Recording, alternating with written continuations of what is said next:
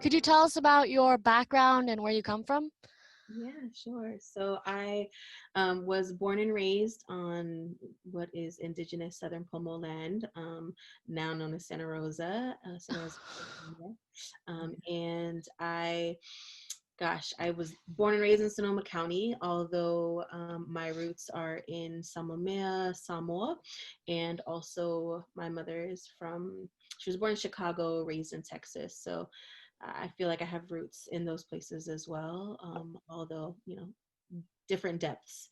Mhm. But I was raised in Sonoma County, and so I moved out here to San Francisco over 10 years ago. I moved out here for school, Mhm. and I moved out here to the city to attend SF State as an undergraduate student. Was a Gator for life. Got my grad degree at SF State as well. And I currently live in South San Francisco. So I've just stayed out here close to the city to continue to do work for now over 10, almost 15 years. My educational background is actually in health. Mhm. So I studied, my bachelor's is in health education with a master's in public health, but my emphasis in both of those degrees was community health, community education.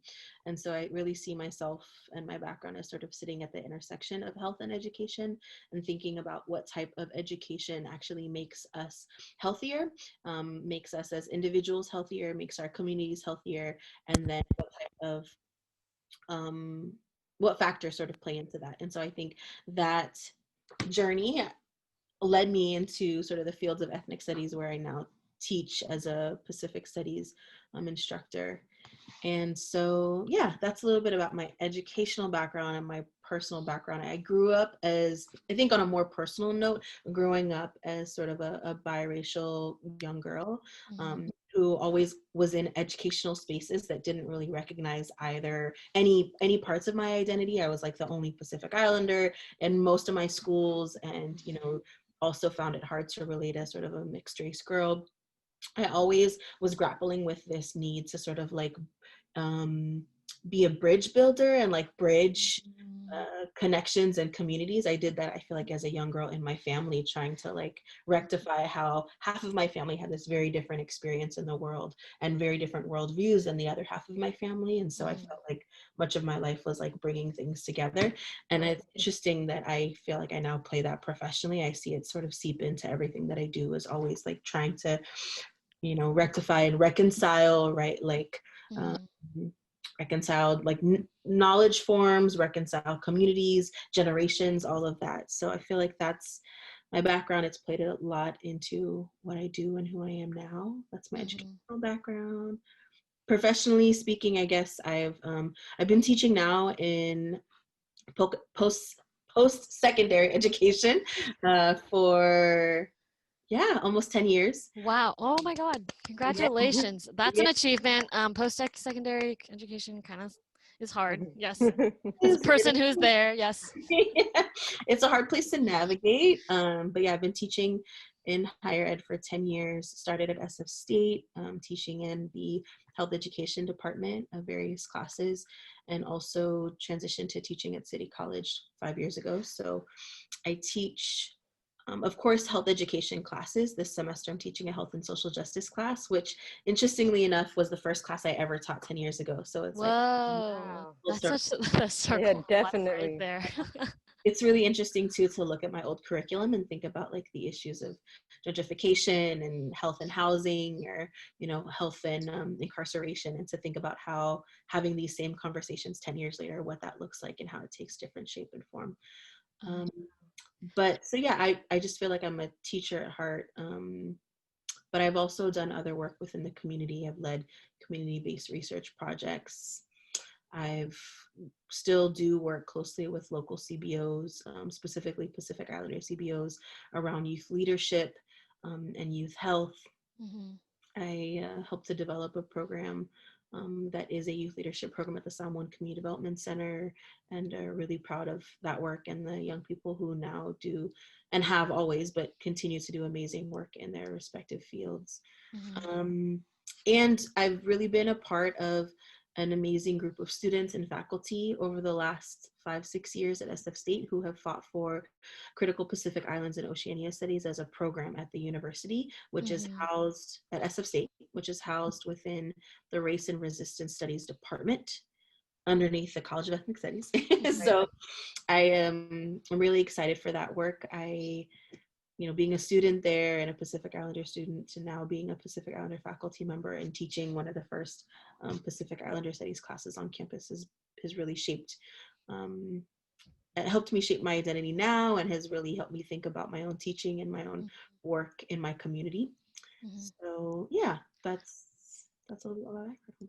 One piece that kind of sticks out to me, just based on what you just told us, which was like such good information and a lot of it, could you talk about this intersection of health and your like that what kind of brought you to ethnic studies? Because when I think of personally, when I think of public health, and I know Makayla is pursuing nursing, where did you see like that connecting for you personally? Like, was there a moment in your schooling history where you're like, you know what, like health and ethnic studies and, racial identity, like where did those points fall for you and kind of bring you here? Because health is like, I don't think I've spoken to any ethnic studies teacher that has your background specifically in health, because that's not something I've ever heard of. And when I first met you last year, I thought, that's really interesting. I don't know how she got there, but now I want to know.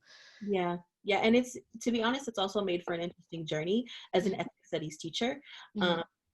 But when I first went to college, I knew that I wanted to study something in the helping fields, right? That I wanted to work with and for communities, explore different majors, explored child development, explored nursing, and for many reasons, like decided not to pursue those fields. But I remember taking a class at SF State. It was at the time, and this is interesting, at the time it was like a multicultural health class, right? So but it was a class that really spoke to sort of the health lens of different communities outside of the dominant public health narrative. And I remember sitting in that class, which was taught by um, someone who I consider an amazing mentor, Dr. Jose Ramon Fernandez Peña. And not only his experience and his style of teaching, but also the material that we covered. We read the book called The Spirit Catches You When You Fall Down. And I remember having this moment in that class where I was like, wow, this is the first time I'm thinking about health and wellness and realizing that like my culture, my community, my upbringing plays a big role in my own health, but also the health of those around me.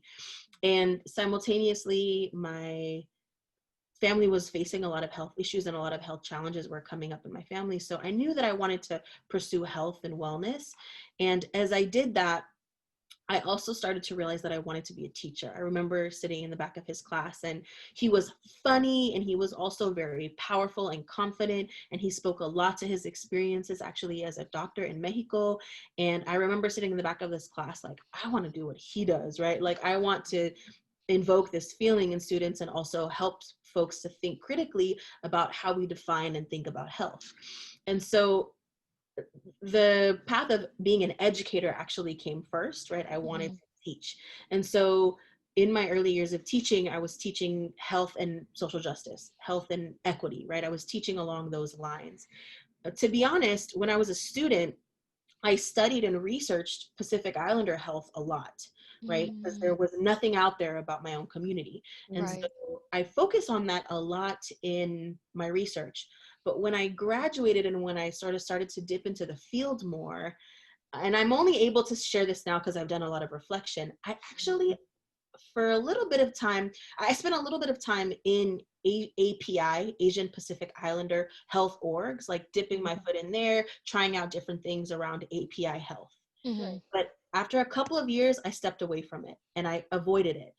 And I only now can recognize that I was feeling really overwhelmed with the disparaging narratives that were being put forth about Pacific Islanders. And I felt really overwhelmed with hearing about Pacific Islander diabetes rates and Pacific Islander death rates and cancer rates. It was really overwhelming for me. Mm-hmm. And also really, I was starting to internalize some of those narratives about my community and my community's health. I see. So I stepped away from that work within my own specific community until, much later, when I realized that as an educator, I had the power to reframe the narrative and to work in the classroom with students who also then could reframe the narrative moving forward about what Pacific Islander health is and looks like. And so, simultaneously, students were organizing at SF State, and they were organizing for Pacific Islander Studies classes. And they actually reached out to me and said, Sarah, we want to start Pacific Islander Studies classes here at the university. You are already teaching here. Will you teach a Pacific Islander health class? And by the way, we've already got a syllabus and we've already got the curriculum. And Right. so it's only because of the advocacy work of those students that I was able to step into this role teaching the class. Wow. So, of course, I took ethnic studies as a college student, and that transformed my thinking in many different ways.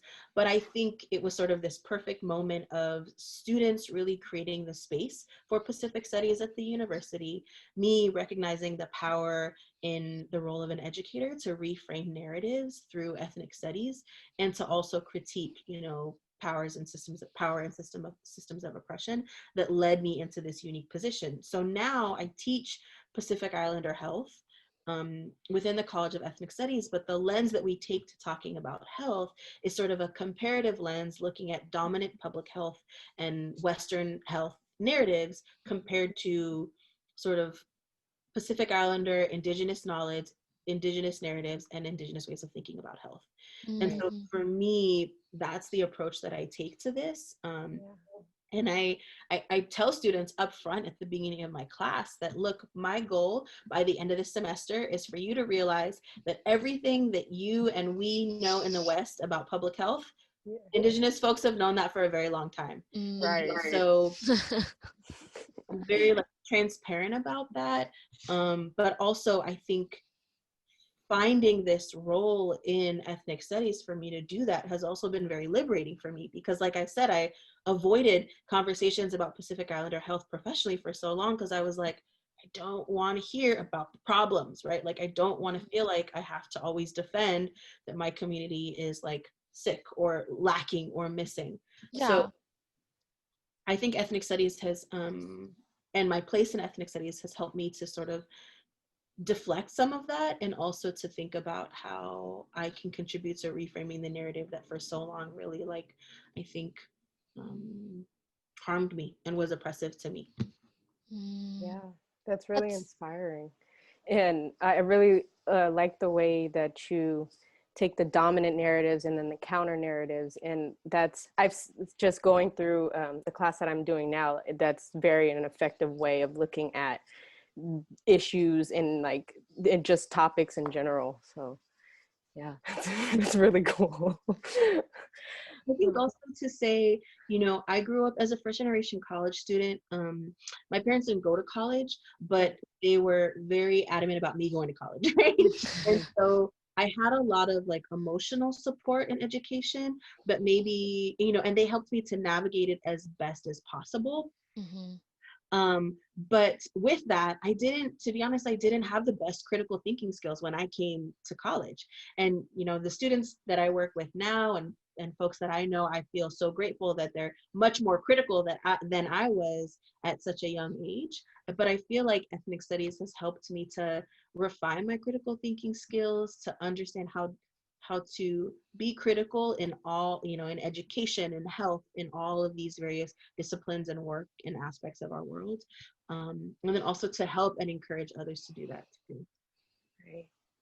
Do you think that as a Pacific Islander woman studying Pacific Islander studies through the lens of health, that has been able to pivot you into conversations regarding other communities that might be facing similar issues regarding not only health, but just kind of, the lack of coverage and historically, and the lack of understanding around the systems of oppression within those communities?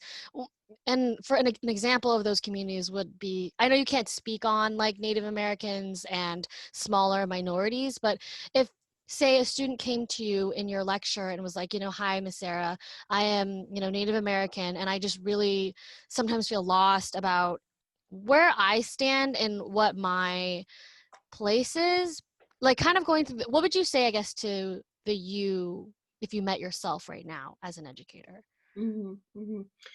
I mean, I think that one thing I appreciate and yeah about this sort of journey in this path is that it's helped me to think about different ways that community see and understand health, and it's helped introduce me to sort of different resources and different authors and different communities and organizations that do this work already.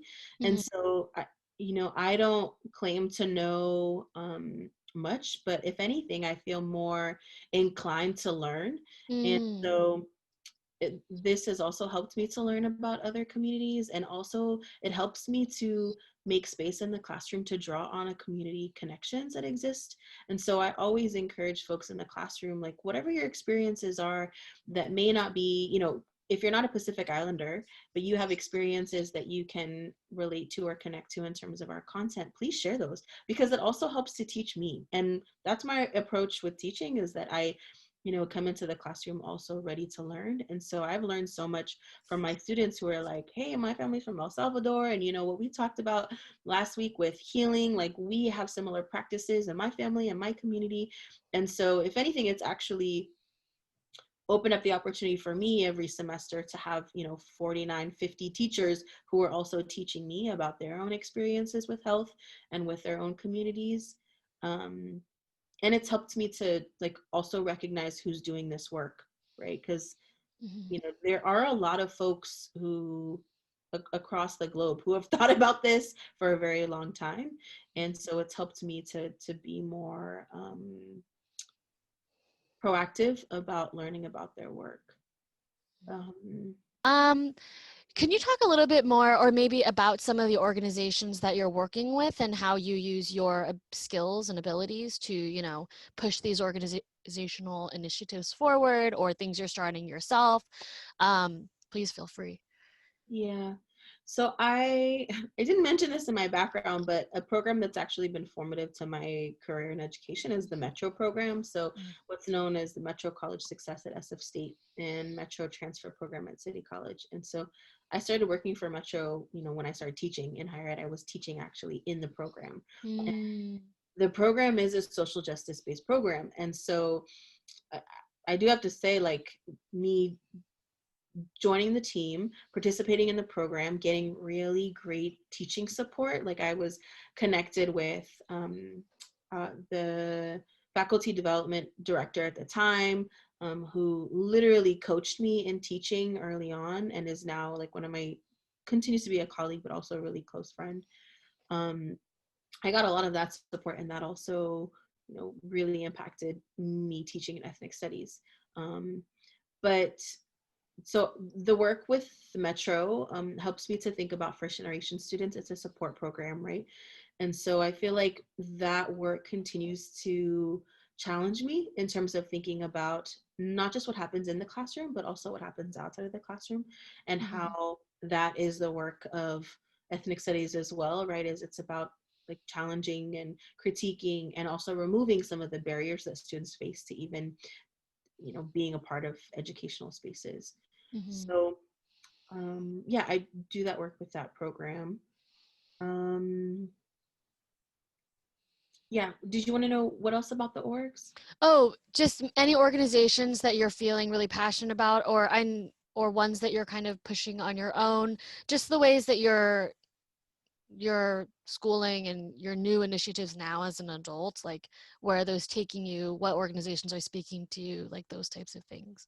Yeah, I do feel really passionate about the work that we've done at SF State and the work that we're continually doing to advocate for Pacific Islander studies. Mm-hmm. So that story about the students literally knocking on my office door saying, hey, we want a Pacific Islander studies class, we want you to teach it, here's what you got to teach, is totally a true story. And of course, since then I've been able to work with students, faculty, and staff at the university to also advocate for Pacific Islander programming. So we co-wrote a minor. You can now get a minor in critical Pacific Islands and Oceania studies at the university. we advocated for tenure track faculty, and I was able to serve on the hiring committee for the first 2 faculty specializing in critical Pacific Islands and Oceania studies. Mm-hmm.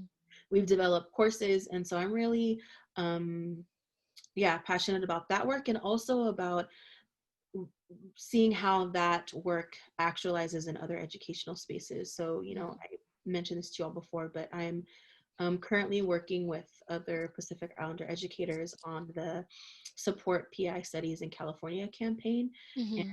that is to ensure that with all the legislation that's coming down the pipeline around getting ethnic studies in the K through 12 system, it's to ensure that Pacific Islander studies is represented and at the table in those processes. So super passionate about that because I know the power of ethnic studies, and I know the power that it holds in impacting students, and I also know the power in relevant curriculum.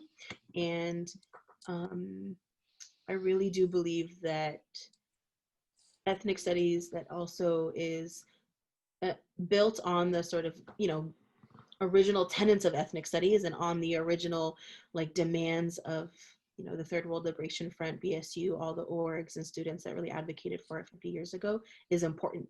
And so I feel really passionate about ensuring that that continues to happen. And I feel also passionate about ensuring that Pacific Islander studies is highlighted in the work, right? Recognizing that it has a unique and complex genealogy as well. Mm-hmm. But so some of my colleagues, friends, fellow educators, and I, we started this campaign actually just a couple of weeks ago, if not a month ago or so, to get Pacific Islander studies included in the ethnic studies model curriculum that is being developed by the California Department of Education.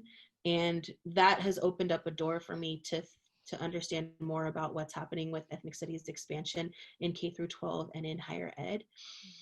And so we've done some work, we've developed curriculum, we've got a community petition. We actually just finished last week 2 community talanoas, which are basically community dialogue spaces. And so we held a virtual dialogue spaces for the community to hear about ethnic studies and Pacific studies and to learn about what's happening and to provide feedback. So I feel really passionate about that work and about continually learning from ethnic studies colleagues, but also thinking about where do we go from here? You know, when I was in K through 12, definitely didn't have any ethnic studies classes in my school. Right. The first class I took was in college. And while it was an amazing class taught by an amazing professor, we did not talk about Pacific Islanders. So I feel really passionate about the place that we're in and using my role as an educator to influence the types of education that folks have in the future. Right. Yeah, and really pushing for what you want to see and how you want to be represented. So you kind of touched on this kind of next question about the impact of ethnic studies in students. So we kind of wanted to ask, how do you see your impact through providing ethnic studies to the students at City and the broader San Francisco community? Yeah. Just to give you some background on that, like because community colleges traditionally have a non-traditional set of students coming in from like literally, I mean, any sort of walks of life. If you could elaborate and like tell your own experience on, you know, how you feel like that's affected that specific community. Because, you know, SF State is a traditional college where people are coming in as a freshman, but I mean, at community college, you have people that are like 50, people that are 18, you know, that sort of age difference, experience difference, timeline difference. Yeah. Yeah. Yeah. Well, I have to admit, I've never taught an ethnic studies specific class at Okay. City. All of the classes that I've taught have either been in interdisciplinary studies, which is focused on like college success, but Mm-hmm. also in the health education department, courses on health and social justice. And, you Mm-hmm. know, as someone who like is very much aligned with the tenets of ethnic studies, I always embed that in any class I teach. Yeah. Mm-hmm. But I just have to explicitly name I've never taught a class that was centered around ethnic studies. I think having said that though, I think ethnic studies at the community college level provides us with the opportunity to really like bring and dive into conversations about race and about power and about community that only now I think are we having those conversations outside in different places. And I think I was on a call earlier today and a colleague of mine was talking about how um, a lot of the like political and racial tensions are much more present in different aspects of our life and world right now. Yeah. I think that educational spaces, specifically at the community college, they give us that opportunity to dialogue about those things in a way that is facilitated, albeit it has to be facilitated well, right? But they give us this unique opportunity to facilitate these conversations in a way that focuses on our learning and helps us to also understand the different experiences of everyone at the community college. And I think that because the experiences of community college students are so diverse, and the lived experiences, the sort of like professional and educational background of folks, I think it gives us an opportunity to actually really learn from one another. You know, having said that, it definitely does require really intentional facilitation, right? Um, and it's funny, I was actually talking to my nieces who were in high school over the weekend, and I was asking them, hey, you know, how is your school talking about Black Lives Matter, and how is your school talking about what's happening in the world? And it was an interesting reminder for me as someone who has spent a lot of time in higher ed and has admittedly never taught in K through 12. It was a reminder for me that we do have some academic freedoms in post-secondary education, and we do have a lot of room and space to talk about things. And I think that, you know, I was sharing with them about sort of the lens and approach that I take to teaching. And I think that ethnic studies in its nature is political. And so because you have that space and room to talk about it in higher ed, you're opening up, you know, opportunities for folks to learn from each other, to challenge each other, but also for them to like really reflect on their own biases and their own assumptions and history in a way that also can be really hard. Right. I think also what I've noticed at the community college is that in classes where you're talking about systems of oppression and ethnic studies, you're also challenging some real institutions that folks have, because of their lived experiences, they have different connections or relationships to, right? So, for example, challenging like the military industrial complex, right? Or challenging the prison industrial complex in a classroom space where you may have folks at the community college who have had experiences directly within those institutions or systems and structures is very different. It's very different than teaching ethnic studies, I think, you know, at the 4-year. Now, that's not to say that, you know, 4-year university students don't have their own experiences, familial experiences, communal experiences with like, you know, jail, prisons, and the military. Right. It is something very different when you have a class of, you know, of folks who have like, you know, served in the military and you're critiquing the role of empire and the militarization of the Pacific, right? Yeah, so I think that's one that's a challenge, although I think it has a potential impact to make for like really real dialogue. And it has the potential to impact students, I think, in a deeper level, because you're not talking about systems or structures that become sort of abstract. You're talking about real systems and structures that folks can like say, hey, you know, I experienced it this way. Right. I think I would also just say, you know, the benefit of the community college is in its nature, it's closer, not physically, but sometimes physically, but also just like institutionally to the community.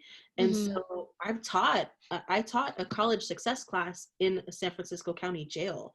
And that was probably one of my most favorite teaching experiences, and also one of the most challenging, because I taught college success from a, you know, social justice lens, and it's a real interesting experience to be talking about and challenging an institution when you are like physically in the In institution. the institution. Yeah, Right. kind of match that. And it's interesting because I feel like we do it all the time in education. You know, it's so easy for us in the classroom to be like, our education system sucks. Right. It doesn't feel as like, you know, front and center. But Uh-huh. when you are teaching about that in a jail, it is very front and center, right? When you have Right. like guards walking past your door, when you are teaching to a class of students who are all wearing the same thing, like it's very real. Right. Um, but I think that can only happen in community through the community college system, I guess is what I'm saying, right? Yeah. That opportunity to teach in the jail, and even to have dual enrollment classes where we're teaching Pacific Islander Studies or et cetera in the high school.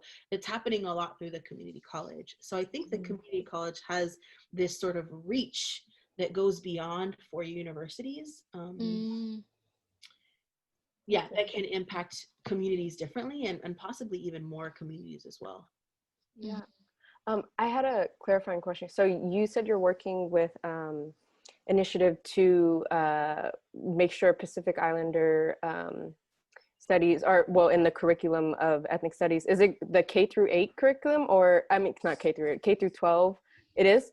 So, Yeah. how you said like higher institutions have more freedom to like and to create space around that. How do you see K through 12 educators it kind of provide that space for students that are younger and haven't, you know, been exposed to higher education? I think it's through ethnic studies classes, right? Like I think that's the answer. I think that like my nieces, when I was talking to them, they don't have ethnic studies at their high school either. They go to school in Sonoma County too. So I think that, you know, Assembly Bill 331, which would mandate ethnic studies as a high school graduation requirement in California, I think will be really impactful, right, in ensuring that these conversations do happen at the high school level. Now, having said that, I think it also, the implementation of that specific piece of legislation is going to be really critical, right? Like, is those classes, Right. what lens they're being taught from is really, really important. Are they embedded in a larger conversation about history? Are they a standalone class? Are they taught by an instructor of color? Like, those are all questions to unpack, I think, when you think about this as like a system-wide requirement and a system-wide initiative. But I do think the requirement of it and the expansion of ethnic studies, you know, in various schools is a first step. It's a first step to sort of like rectifying that difference. You know, in San Francisco, we have ethnic studies classes in high school. We have ethnic studies classes in middle school. A good friend of mine is an ethnic studies middle school teacher. That's not the case across the state, right? Yeah, right. Not the case across the state. And so, yeah, I think there's a lot of work to be done across the state. Yeah. But I bet, you know, including ethnic studies classes in high schools is huge. Right. Yeah, definitely seems like the first step to everything that we want to go in the direction we want to go in. So Just because the information you've shared seems to be a little bit more centered on your experience with Pacific Islander studies. So to spin this question in a way that suits, I feel like, the information that you shared with us, what do you see as the greatest, I say impediments to implementing the Pacific Islander subset curriculum within the K through 12 bill that's going through right now?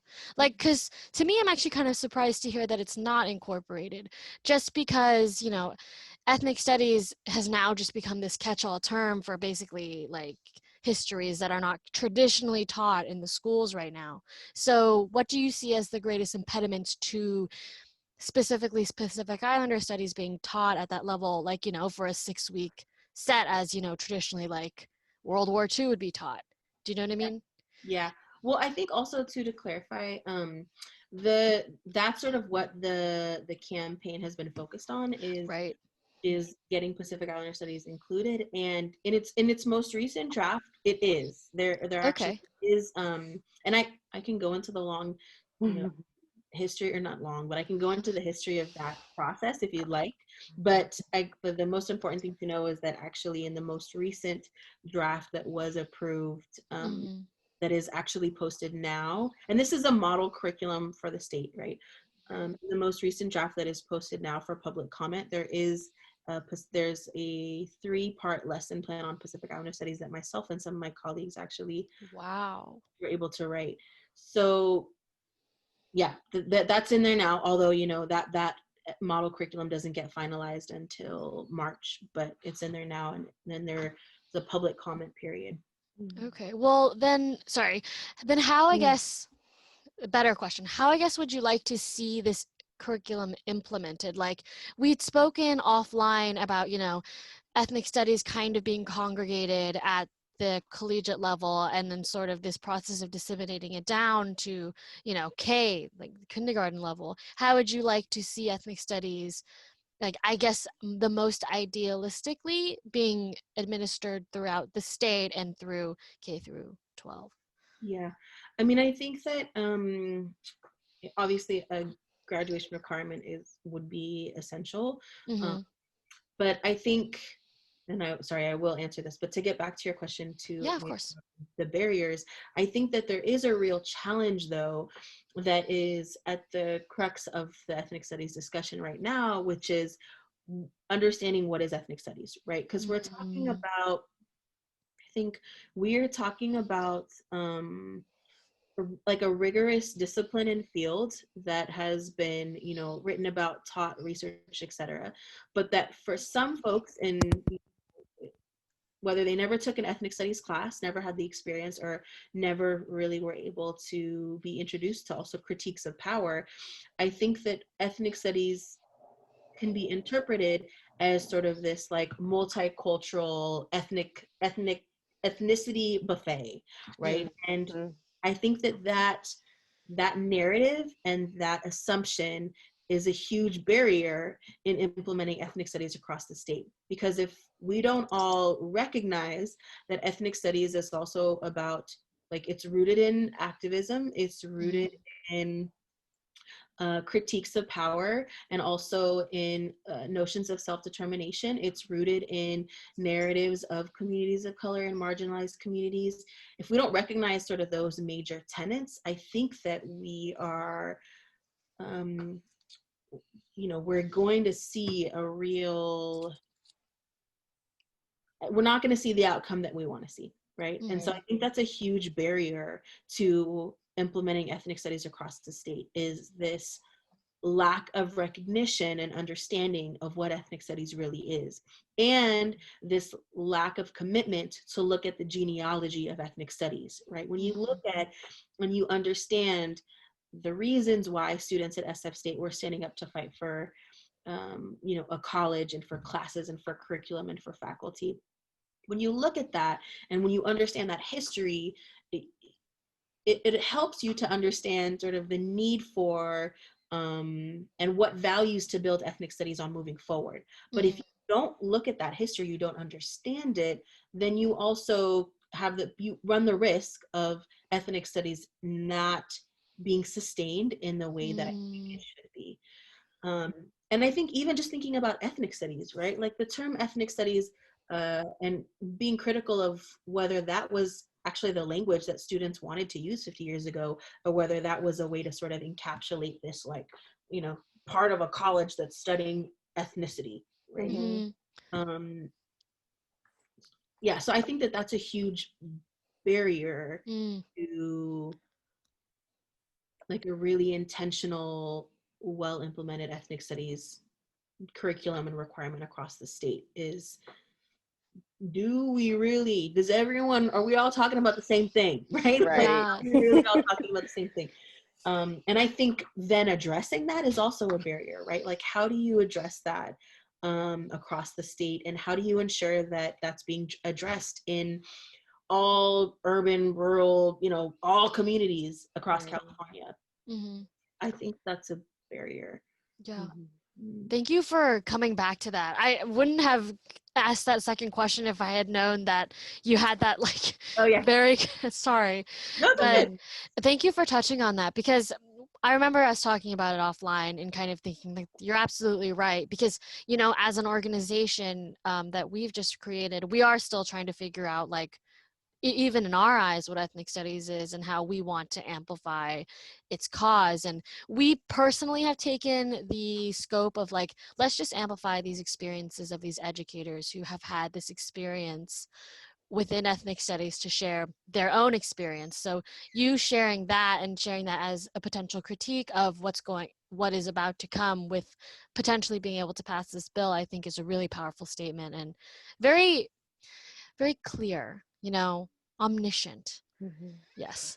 I think that the work that you all are doing is a perfect example of how to sort of address that, right? And that's that unless we can honor the stories and experiences of those who have taught and taken ethnic studies classes, then we're going to sort of be, you know, reinventing something, or, you know, we run the risk of sort of creating something that is very far distanced from its ethnic studies origins. And so I do think that a way to sort of address that or sort of overcome that barrier across the state is for us to continue to highlight and uplift folks who teach ethnic studies, both folks who have taken ethnic studies, like whether you've taken one course or whether you've gotten your doctorate degree in it, right? Like you understand and have been exposed and, you know, have your own thoughts about the field and about what ethnic studies means to you and how it's transformed our lives. And I think unless we honor those narratives in the process, we'll continue to face those challenges.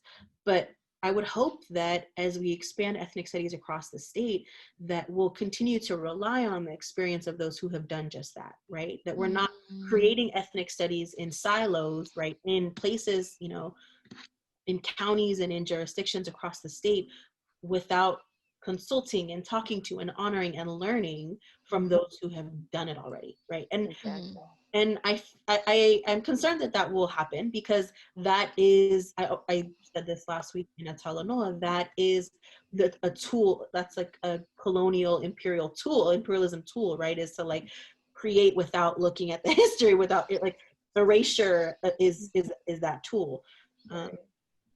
So, you know, I'm concerned that that will happen, but I think the work that you all are doing and that others are doing to say like, hey, there are folks who've been doing this for a long time. Let's hear from them. Let's build on that. Let's, you know, build on the work and experiences of students and teachers and folks who have been in this like full on for a really long time. I think the better we'll be in the long run.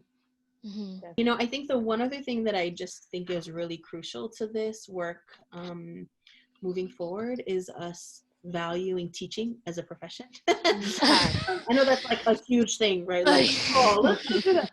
It's very big. But I think, and I've had this conversation with community members too, that until we can support students in seeing themselves as educators and seeing themselves as ethnic studies educators, we're also going to be sort of stuck in a rut, right? Because of what happens in both K through 12 and higher ed around who's teaching what, you know? I think teaching qualifications are always a big question. And so I do think that part of this work and part of the work of ethnic studies is also about looking at who are we learning from, right? But I also actualize that as who do we see as learners and who do we see as teachers in our society? And how are we supporting, what narratives are we supporting around that, right? And so I think it's really important for us to talk about education as like, and being an educator as a desirable field, as a desirable profession, right? As a meaningful career. And I think that we talk a lot about like wage disparities and wage gaps for teaching, which I'll be the first to admit, you know, yes, right? Like, amen to that. I think the challenge is that when we do that, what we're telling young folks is that don't come, you don't make money, right? And so I think there has to be a way that we both advocate for like income equity for educators and like a livable wage, especially for those in the Bay Area. But we also remind our young people that like there's power in being an educator, and that even though you may have only had white teachers, like our communities can and do this and should be doing this. And, you know, there are paths to being an educator, and being an educator in the classroom and being educated in the community. Those are wonderful things. And like, we can all, part of changing our world is also being a teacher. So I think, right. and teaching ethnic studies. And so, yeah, I think that that's just an important thing that I wanted to also mention, is we should have also be thinking about who's responsible for carrying this work out. And it's not just teachers, but there is work that can be done when we start to think about who is a teacher and how we talk about what it means to be a teacher. Definitely. Well, we value you. Yes. Really love our educators. Yeah, really feel support from you, really just coming to talk to us. And thank you so much for. Yes, thank you so much.